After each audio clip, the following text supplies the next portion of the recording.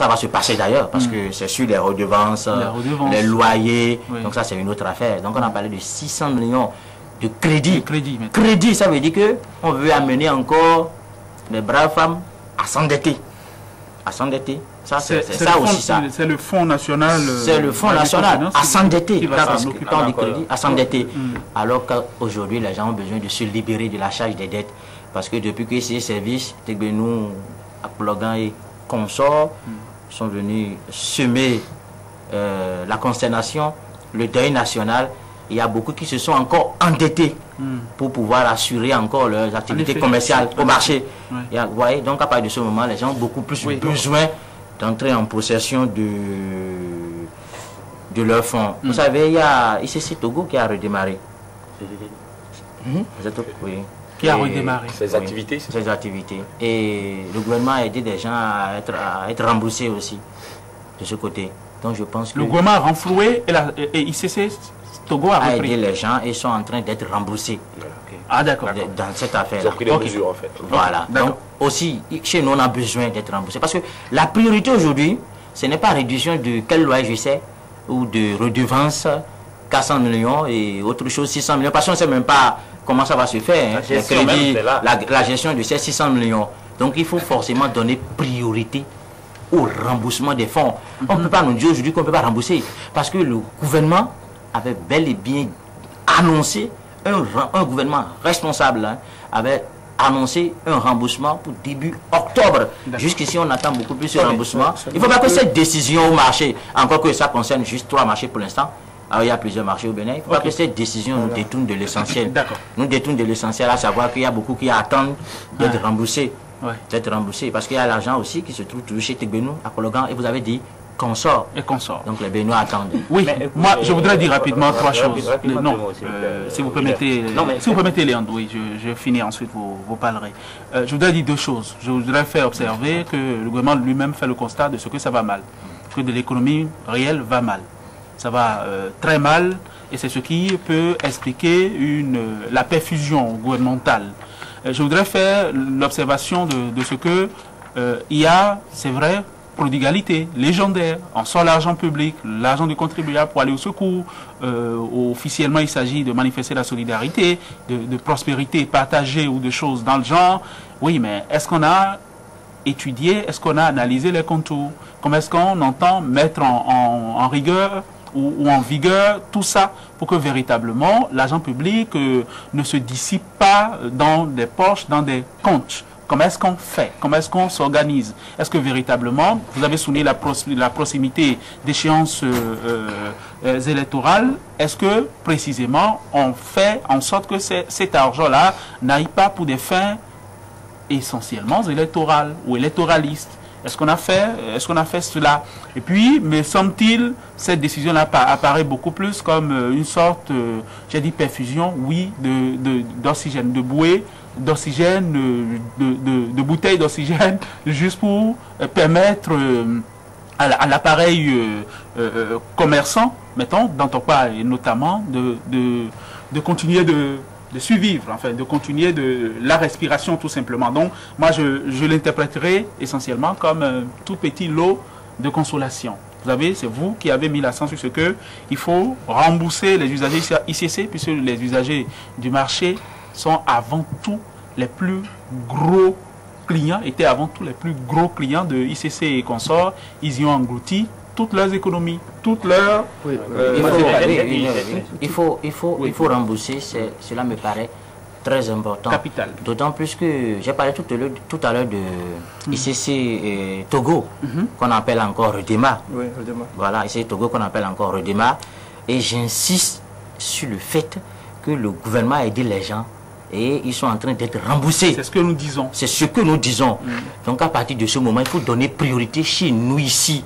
Puisque ICC Togo redémarre, paye et qu'on a aidé les gens à être remboursés, il faut que ici, ICC Services et consorts, qu'on aide aussi les gens à être remboursés. Il faut en finir. Cela me paraît plus important que tout. Il faut en finir avec les mesurettes. C'est ce que vous nous dites. Voilà. J'ai dit tantôt que l'argent pour rembourser donc, les épargnants de cette structure, la ICC Services et consorts, que l'argent est dans le pays. Et quand j'en parlais, je ne parlais pas seulement de l'argent en liquide. C'est-à-dire, l'argent liquide, c'est-à-dire, il y a l'argent en espèces comme en nature, tout simplement. Les biens qui ont été saisis et qui sont laissés, par exemple, au niveau du palais des congrès, à la merci de l'air salé. Est-ce que vous êtes prêt à acheter un véhicule? Non, mais écoutez, le gouvernement, si le gouvernement a dit, si le gouvernement a annoncé le remboursement des épargnants à partir du mois d'octobre, c'est après l'évaluation de la situation. Le gouvernement a évalué d'abord. Alors si le gouvernement a promis, c'est parce qu'il a estimé que c'était possible de rembourser. Alors qu'on mette une certaine pression à soi-même et qu'on mette une certaine pression à ceux-là qui doivent aussi être spoliés et qui sont libres et qui sont en circulation. André Dossa, oui. André, vous voulez parler d'autre chose? Rapidement, très rapidement, par rapport au fait qu'on veut injecter encore 600 millions. En fait, vous savez, les commerçants, les hommes d'affaires, les opérateurs économiques, roulent souvent sur des prêts. C'est très important. C'est pourquoi quand l'État doit des milliards des opérateurs économiques qui n'ont pas ça, ils n'arrivent pas à recouvrir ça au bout de plusieurs mois, c'est difficile pour eux parce qu'il faut régler la banque et voir le reste après. Alors, ce prêt-là, c'est bon pour les commerçants parce que le prêt du Fonds national, ce n'est pas les mêmes intérêts que si par exemple ces commerçants devaient aller dans les CRCAM ou bien les banques. C'est à taux réduit, c'est plus doux, les conditions sont plus douces quand il s'agit de l'État. Donc c'est bon cette décision-là d'accorder des prêts. Mais il ne faut pas que ce soit fait à la tête du client. On sait tout ce qui entoure l'octroi de microcrédit en termes de, c'est pas, que vous n'appartenez pas à tel clan, vous n'avez pas tout. Donc, en tout cas, si c'est bien fait, c'est une bonne décision. Mais les justifications, là, les motivations qu'on a annoncées là, je pense que ce n'est pas ça l'essentiel. Et juste une toute petite précision par rapport aux expressions. Le Redémarre, c'est le nom en fait de la version ICC togolaise. Il s'appelle Redémarre.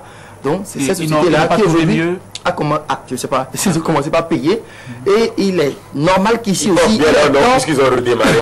Ici, il y a de petites structures, des structures, tricules, si je peux m'exprimer ce terme-là, qui payent 75 000, mais c'est pas possible. Et lorsque vous êtes victime, et que vous apprenez ça, et puis on fait communiquer autour, il y a bataille médiatique autour, c'est insignifiant par rapport à ce que le plus grand nombre a déposé. Moi, je rends grâce à Dieu de l'avoir pas fait. Mais vous savez, c'est difficile de voir ceux qui l'ont fait. C'est le ciel tous les matins. On est en fin d'année, les fêtes s'approchent. Vous voyez, on montre de très jolis jouets à la télé. Imaginez, les parents qui ne peuvent pas offrir ça à son enfant. Et au moment où on dit que par rapport à la crise internationale, on injecte milliards. C'est un drame national. Certains en sont morts, c'est important. Et moi, je voudrais, pour finir, avant que vous n'abordiez un tout autre sujet, je voudrais relever la portée politique qui pour moi est énorme d'une décision comme celle-là, parce que la même décision appelle les conseils communaux à faire la même chose, à reproduire la même chose, à démultiplier. Ça veut dire quoi? Ça veut dire que d'emblée, la balle est dans le camp des conseils communaux et que politiquement, s'ils ne le font pas, on pourrait toujours le leur reprocher. Comment les conseils communaux vont remettre aussi de l'argent dans les marchés? Oui, c'est ce que dit le relevé du conseil des ministres. L'argent viendra d'où? Enfin, vous verrez. On n'arrive pas à récolter beaucoup d'impôts, on va encore accorder des subventions pour quel marché? Enfin, tout ça, c'est à revoir. Non, dans le lot de décisions prises par le gouvernement qui mérite d'être encouragé, vous savez, le chef de l'État a reçu aussi une communauté, la communauté libanaise et bien d'autres, pour que cette communauté-là accompagne les efforts du Bénin en matière de lutte contre l'insécurité. Je pense que c'est tellement beau lorsque vous voyez actuellement, depuis quelques jours dans la ville de Cotonou, je ne sais pas si c'est le cas dans les autres villes, je ne suis pas sorti de Cotonou ces derniers temps, c'est tellement beau de voir les policiers à tous les carrefours. Il y en a même qui circulent dans les rues, les ruelles de la ville. C'est beau. Le déploiement est impressionnant. C'est beau, c'est rassurant. C'est vrai qu'il me semble que c'est une sorte de formation pour les nouveaux. Mais c'est bon. C'est bon, c'est ce que nous devons avoir dans une grande ville comme Cotonou. Pas seulement à l'approche des fêtes. C'est bon, mais c'est insignifiant. Mais ils n'ont aucun moyen. C'est à partir d'hier que j'ai commencé par voir quelques matraques et des armes chez certains. Mais ça ne suffit pas, il leur faut des moyens. Il faut qu'on finisse avec la quincaillerie. Il faut des moyens. Et le Bénin n'a apparemment pas les moyens, je dis apparemment pas, parce que c'est qu'on lit des choses dans certains journaux où on dit que le Bénin s'équipe dans un domaine donné. Mais je dis apparemment le Bénin, pour ce qui concerne la sécurité, n'a pas encore les moyens de doter les agents, les fonctionnaires de police des moyens qu'il faut. Donc, aller demander à ses amis de nous aider, c'est une bonne chose. Mais attention, il faut que ce soit vraiment, qu'on soit vigilant. par rapport à l'aide que cette communauté-là pourrait nous apporter. Vous savez, nos amis, parfois, lorsque vous êtes dit, pourraient venir, lorsqu'il sera, le moment viendra de payer les impôts, par exemple, ils vous disent, ben, nous, on vous a déjà aidé dans tel domaine. Non, mais moi, pas encore nous. Donc, il faut faire très attention. André, Oui.